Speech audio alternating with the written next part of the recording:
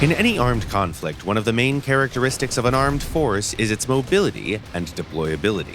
A highly mobile armed force is capable of all sorts of maneuvers, including a rapid deployment of troops and vehicles to key areas of the battlefield. A quick strike at a poorly defended area can lead to a cascade of consequences, sowing panic and chaos in the enemy ranks and creating opportunities for your own forces. Today we're talking about the most effective ways to use vehicles that were designed with this specific goal in mind: the American Airborne and Amphibious assault vehicles available in War Thunder. Let's start with the M22 Locust, an American Airborne light tank. It's incredibly tiny even for its low BR, which allows the vehicle to position itself even in the most confined spaces and squeeze through the tightest byways. Despite its size, the tank has more than enough firepower to fight enemy armor on its own terms, as its 37mm gun can pierce any rank 1 opponent right from the front. Naturally, that makes it very capable at its own BR. Another air-mobile vehicle that can be used in a similar way is the M56 Scorpion. The selling point of this tank destroyer is its powerful 90mm cannon that has access to a wide variety of ammo. You get APC-BCs, APCRs, Heat FS rounds, and even HESH rounds.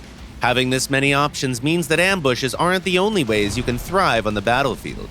You can also be very effective in your intended role as a tank destroyer by engaging targets at medium to long ranges while supporting your allies' offensive.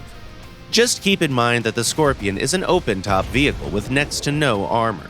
If you hear the artillery warning, don't hesitate. Get out of there ASAP. In this regard, the M50 Antos is considerably less vulnerable. It was based on the Scorpion chassis but received an armored cabin, and also mounted a fairly unorthodox armament, a whole battery of recoilless rifles.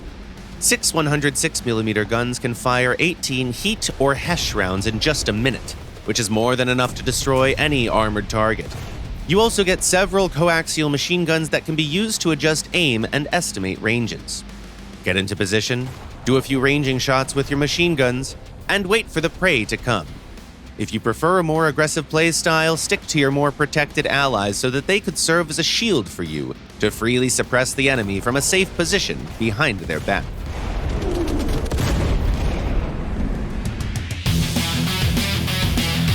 Advancements in tank protection forced engineers to come up with new radical solutions. The M551 Sheridan, an airborne assault vehicle, was fitted with a 152mm gun/launcher which could fire Shillelagh missiles. The vehicle has a light chassis and a powerful engine, providing it with an excellent level of mobility. The Sheridan can easily be the first to get to the key positions on the map, and then successfully defend them against all odds. Just remember that ATGMs reload several seconds longer than conventional ammunition.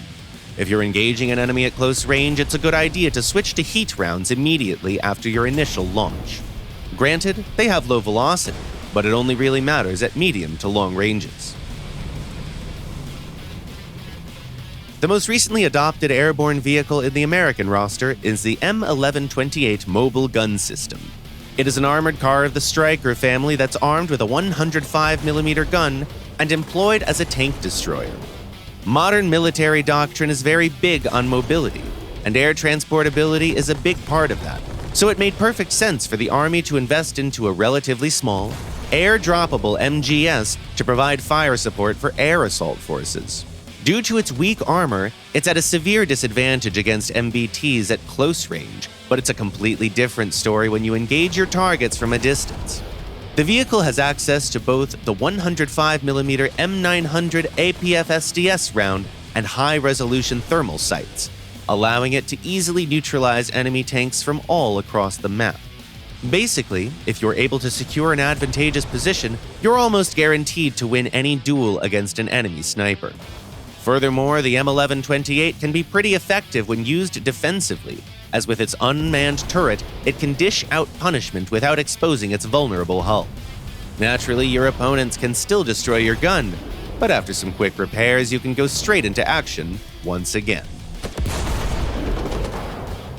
Finally, we have the LVT-A1, an amphibious assault vehicle that gives you the most options as to how you can engage your targets. And yes, it is a reserve vehicle, but it's surprisingly hard to eliminate due to having a crew of 6 and a very spacious fighting compartment.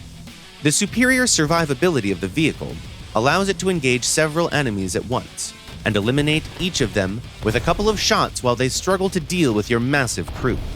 A quick-firing 37mm gun is punchy enough to pierce enemy defenses even at long range, and it's deadly up close. Furthermore, the LVT can swim, which makes all sorts of daring flanking maneuvers possible. It's worth noting that the early version isn't the only variant of the LVT available in the game.